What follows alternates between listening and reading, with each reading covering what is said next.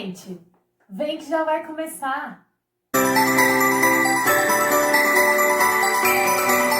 Oi, gente! Tudo bem? Estamos com mais um Tete a Tete Mamãe, nosso programa de número 3. E, gente, de verdade, eu estou considerando esse programa, até agora, o programa mais cheio de amor, carinho e apoio que a gente fez até agora. São depoimentos emocionantes, são mulheres reais que passaram por problemas reais, mas que estão bem. Isso prova que o apoio da família, o apoio dos amigos e apoio psicológico, quando necessário, são fundamentais e essenciais para uma gestante e para um pós-parto. No programa de hoje a gente vai falar sobre baby blues, depressão pós-parto, ou como muitas não são diagnosticadas, mas sentem aquele medo, aquela angústia, aquelas ideias, aqueles pensamentos negativos que assustam, porque é uma fase que é para ser linda, mas ela também tem os seus contratempos, tá bom? Então, para começar a falar desse assunto, nós vamos chamar o quadro Perguntas dos Seguidores. Vamos lá. Então, na verdade, foram depoimentos que as meninas mandaram. Para ser sincera, eu fiquei até surpresa, porque como é um assunto bem íntimo, complexo, eu achei que não íamos ter depoimentos nesse programa. Mas, para minha felicidade, nós tivemos 3 depoimentos maravilhosos. Tivemos algumas pessoas que mandaram, deixo um beijo enorme para essas pessoas, falando que não passaram pela situação, mas que imaginam o quanto deve ser difícil. E eu vou começar aqui com o depoimento de número 1. Como eu prometi lá nos stories do Instagram, eu não vou falar o nome de ninguém, tá bom? Então podem ficar tranquilas que só quem deu o seu depoimento vai se identificar. Depoimento número 1. Tive a maior alegria e a maior preocupação da minha vida ao me tornar mãe. Quando me separei, ela não tinha nem 1 ano e eu surtei. A preocupação triplicou. Como educar sozinha? Fiquei muito insegura por anos, mas sempre buscando dar a ela o melhor. Hoje ela está com 12 anos e só agora estou um pouco mais tranquila e consigo olhar para ela de fora. Consigo ver que está dando certo. Estou fazendo um bom trabalho. E sim, sozinha. Desde 1 ano e alguns meses, ela não teve contato com o progenitor. Então, sim, estou orgulhosa de mim, dela e de todo o apoio que tive da minha família. Pensei em desistir algumas vezes. Outras amanheci chorando e pensando o que fiz da minha vida. Não cuido direito nem de mim. Imagina de um ser tão pequeno, frágil e dependente. Mas lembrava que estava sozinha na empreitada e que tinha que levantar, mesmo sem querer, e correr atrás. Não tinha outro jeito. Gente, olha que depoimento maravilhoso. Ela aqui coloca, né, um pouco mais à frente do que o baby blues, do que o pós-parto, a depressão pós-parto traz, né, que é logo após o nascimento do bebê, ali alguns meses, mas ela teve essa preocupação. E a gente sabe que quando a gente se torna mãe, até o último suspiro, a gente pensa primeiro nos filhos. Parabéns por esse trabalho maravilhoso. O depoimento número 2. Eu passei por uma fase bem complicada depois que a minha filha nasceu. Nos 3 primeiros meses. Eu fiquei mal, na verdade, os 40 primeiros dias. Foram os piores. Muita insegurança, medo de não dar conta, medo de fazer alguma coisa errada e prejudicar o bebê, de não saber cuidar. Sentia muita tristeza e ao mesmo tempo culpa por estar triste. Porque na verdade era por estar feliz. Porque ela nasceu super bem, nasceu saudável. Mas é uma coisa que não dá para explicar. Não dá para saber o porquê a gente se sente desse jeito. É uma felicidade de estar com o bebê, mas ao mesmo tempo tristeza que você não sabe de onde vem. Foi uma fase bem difícil. Minha mãe estava comigo, mas depois, quando ela foi embora, tive a impressão de estar sozinha, mesmo meu marido estando aqui. Parecia que eu ia fazer algo errado. Enfim, coisas da cabeça mesmo. Acordava várias vezes à noite para ver se o bebê estava respirando. E uma angústia mesmo. Depois que passei por isso, após os 3 primeiros meses, foram muitas descobertas. a fase do sono, a fase do cansaço e tudo. Mas o primeiro mês foi o pior. Eu chorava todos os dias, por qualquer coisa e por nada. Foi até engraçado porque após o primeiro mês, esse sentimento passou. Da mesma forma que veio, passou. Graças a Deus, comecei a ter mais segurança. E nos próximos 2 meses, só fiquei mesmo com as dificuldades do dia a dia. Entender o que o bebê queria, de saber o que era o choro. E agora, eu lembro de tudo que passei, mas passou. E eu espero ajudar com o meu depoimento. Com certeza, gente, quando a gente divide o que a gente passa, a gente pode trazer para alguém que se identifica na situação ou até preparar para uma mãe que venha a passar por isso, que nós não desejamos, mas é uma possibilidade, para que ela saiba que ela não está sozinha, que outras pessoas também passam pela mesma situação e que aqui, como nesse depoimento, ela disse, passou.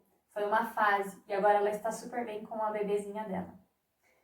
Gente, e o depoimento de número 3 me deixou até emocionada, porque eu estou participando desse depoimento, eu fiquei muito feliz, até conversei com a pessoa depois, agradeci imensamente, e olha só como a gente não imagina o papel importante que a gente tem na vida das pessoas. Oi, Pan. Então, eu tive baby blues. O meu próprio obstetra falou para o meu marido. Ele foi tentar entender o que estava acontecendo comigo, porque uns 2 anos atrás eu tive depressão e levou um tempo para me recuperar. Então ele tinha medo que estivesse acontecendo novamente. Acho que no meu caso foi uma somatória. A minha gravidez foi muito desejada. Foi uma surpresa, porque o diagnóstico que eu tinha é que eu não conseguiria engravidar por vias normais. O dia que eu quisesse ter um filho, teria que fazer um tratamento. Já tínhamos até buscado valores e tudo mais, mas por motivos pessoais não teríamos condições financeiras. Então já estávamos trabalhando com a hipótese de ser um casal sem filhos. Ao decorrer da gestação, tivemos vários imprevistos. Foi uma gestação de risco e, ao mesmo tempo, eu não acreditava que estava grávida e que tinha possibilidade de perdê-lo a qualquer momento. Não curti a gestação. Não vi a hora de chegar o parto e ter o meu filho nos meus braços. Após o nascimento, tive problemas com a amamentação. E no segundo dia em casa, eu tive mastite, muita dor, febre. E depois de alguns dias bem turbulentos e aqueles palpites desagradáveis do tipo, você tem que aguentar, você tem que dar mamar de qualquer forma. Consegui a orientação correta. Neste momento, comecei a sentir os primeiros sintomas. Sentia muito medo, era um misto de emoções, alegria por ter meu filho, ver um sonho realizado e medo de não conseguir criá-lo, também por questões financeiras. Após algum tempo, optei pela praticidade. Percebi que, apesar de linda, a amamentação não era para mim. Então eu retirava o leite com uma bomba elétrica e, além da mamadeira com o leite do peito, eu complementava com fórmula. Em relação ao meu emocional, com os meus pais falecidos e a minha família sendo de outro país, comecei a desenvolver outros medos. De ficar sozinha, de perder meu marido, dele ir ao mercado, por exemplo, e não voltar, morrer no meio do caminho. Medo de eu morrer. Então, o que seria do meu filho? Todos esses pensamentos vinham constantemente e eu só chorava. Um dia, conversando com você, disse que não estava bem, pedi para você vir me ver e você veio. E chorando te contei tudo e você me disse, amiga, você precisa de uma ajuda psicológica. Na época, financeiramente eu não podia, mas você me indicou a doutora Cláudia Torre, que me ajudou neste ponto e a passar por essa fase. Ela me ajudou a me estabilizar emocionalmente e eu fui realista. Não estendi a licença maternidade e vi os pontos positivos. Voltei a trabalhar e meu filho passou a frequentar a creche do trabalho. É claro, para mim, o apoio psicológico me ajudou a ter clareza das minhas limitações e fazer as coisas mais práticas para mim e meu filho. E não posso esquecer do apoio do meu marido, que nunca me julgou. Sempre procurou me entender e me acalmar nos momentos de crise. Sempre positivo. E agradecer a você, que veio visitar a sua amiga, me ajudou a conversar com a doutora. E então eu acho que convivi com poucas pessoas nesse período, mas pessoas importantes que me ajudaram a vencer. Gente, eu fiquei assim, muito emocionada mesmo com esse depoimento, porque, como eu disse para vocês, às vezes a gente faz uma coisa que pra gente é tão simples, mas pro outro é tão importante. Então, quando alguém falar para vocês que precisa conversar, que precisa chorar, que precisa desabafar, vão, porque vocês podem ser uma pessoa crucial numa fase tão difícil para alguém. Esses foram os depoimentos. E para complementar esse assunto, nós temos uma neuropsicóloga e ela vai esclarecer um pouco mais sobre baby blues e depressão pós-parto no quadro Ela Sabe o que Fala. Oi, gente, meu nome é Gabriela Machado, eu sou psicóloga pela Universidade Mackenzie e sou pós-graduada em neuropsicologia pelo Hospital Albert Einstein. Hoje eu vim falar para vocês um pouquinho sobre baby blues e depressão pós-parto. São dois assuntos que ainda são um pouco tabu, mas que as mulheres tendo conhecimento, a família tendo conhecimento, a rede de apoio que essa mulher vai ter, a preparação que essa mulher vai ter, é muito importante para que ela consiga passar por isso e entenda o que está acontecendo com ela. Vamos diferenciar um pouquinho os dois, porque o baby blues é menos conhecido. No entanto, ele acomete mais mulheres. Por quê? O baby blues ele é resultado da alteração hormonal forte que a mulher passa durante e após a gestação. Ele traz um sentimento de melancolia e de tristeza muito grande, que causa um estranhamento. Por quê? Porque a chegada de um bebê socialmente é vista como um momento de felicidade, um momento de mudança, mas de uma mudança boa. Então é muito difícil para a mulher encarar que ela tá com seu bebezinho ali, mas ela tá com esse sentimento de tristeza, de melancolia, que ela não consegue entender. E às vezes é difícil para a família entender também. Às vezes é visto como frescura, como ingratidão, e a gente não pode encarar assim. É físico, é biológico, as mulheres passam por isso. E é muito importante, o único remédio para o baby blues é o apoio familiar. O baby blues ele é passageiro. Ele costuma durar no primeiro mês pós-parto. Mas não é porque ele é passageiro que ele não tem que ser tratado com carinho. Aquela mãe, ela precisa do amparo, ela precisa do apoio. E é a única maneira de tratar o baby blues. Bom, falando um pouquinho agora da depressão pós-parto. A depressão pós-parto ela é mais conhecida, pelo menos socialmente falando, de forma mais leiga, mas ela é mais falada. No entanto, ela acomete menos mulheres. Costuma ser de 10 a 15% das mulheres. Por quê? Porque ao contrário do baby blues, em que a mulher não precisa ter nenhum antecedente para passar por aquilo, a depressão pós-parto geralmente ela vem acompanhada de uma mulher que ela já teve quadros depressivos ou que já tenha passado por algum quadro traumático em que talvez ela não tenha reconhecido como um quadro depressivo, mas ela já é mais sensível a isso. Ela é mais séria, ela está acompanhada de ideais suicidas, de ideais de machucar o bebê. Ela então precisa de um tratamento além do apoio familiar, que não enxerga aquilo como frescura. Ela precisa de um tratamento psiquiátrico e psicológico. E é muito importante que a obstetra daquela mulher observe os sintomas desde a etapa da gestação. A maneira com que aquela mulher vive aquela gestação, além dos sintomas físicos, mas dos sintomas psicológicos, pode demonstrar sinais de que ela possa vir a desenvolver uma depressão pós-parto. Então é muito importante que já na etapa da obstetrícia comece essa observação com aquela mulher. Bom, para finalizar eu quero falar de um assunto que pode auxiliar muito as mulheres que estão passando e que vão passar por um episódio de baby blues ou de depressão pós-parto, que é a romantização da maternidade. Gente, a melhor maneira de ajudar essas mulheres é não julgar, é entender que cada um vivencia a maternidade com todas as suas dificuldades de uma maneira, que aquela mulher que tá com raiva, que sente frustração quando o bebê chora, que não quer acordar, amamentar, ela tá passando por algo. Ela não pode ser julgada, ela não é uma mamãe, ela tá tendo respostas hormonais ou respostas psicológicas que são um quadro existente e que ela precisa de apoio para passar por aquilo.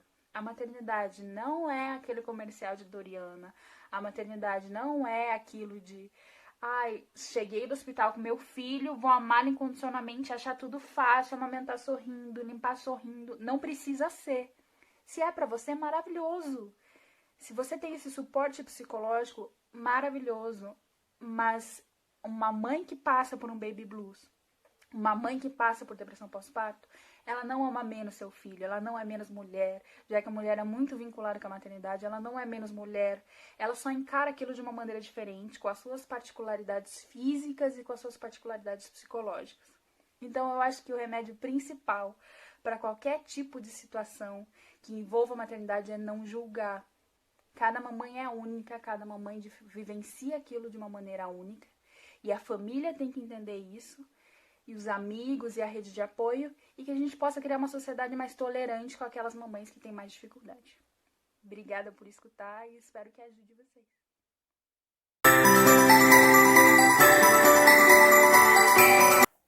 Gente, que explicação maravilhosa. Essa foi a Gabriela Machado, a psicóloga formada aí pela Mackenzie, neuropsicóloga pelo Hospital do Albert Einstein. Muito obrigada pela sua participação. E eu queria dividir com vocês agora um pouquinho do que eu passei, que é da forma que eu gosto de terminar sempre os nossos programas, né? Dividindo também as minhas experiências. Durante a gestação, eu fiquei super bem, gente. Pratiquei atividade física, alimentação, foi super tranquilo, super bem.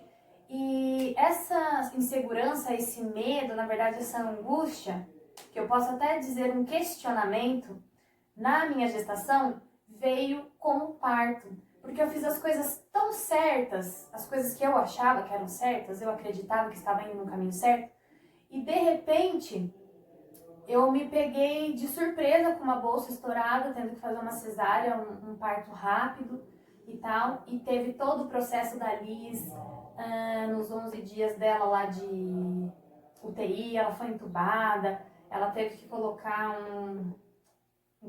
não um catéter, ela teve que colocar uma via para ela tomar antibiótico direto no coração. Então teve várias coisas assim que é difícil para uma mãe que quer tanto seu bebê ali, olhar seu bebê na incubadora cheio de coisas e a única coisa que você faz é rezar e chorar, né? Além disso, eu queria amamentar e eu tava lá com o peito cheio de leite e ela não podia mamar, eu não podia pegar ela no colo. Eu fui pegar ela a primeira vez no colo com 5 dias de vida. Então teve várias fases aí muito emocionantes logo no nascimento dela.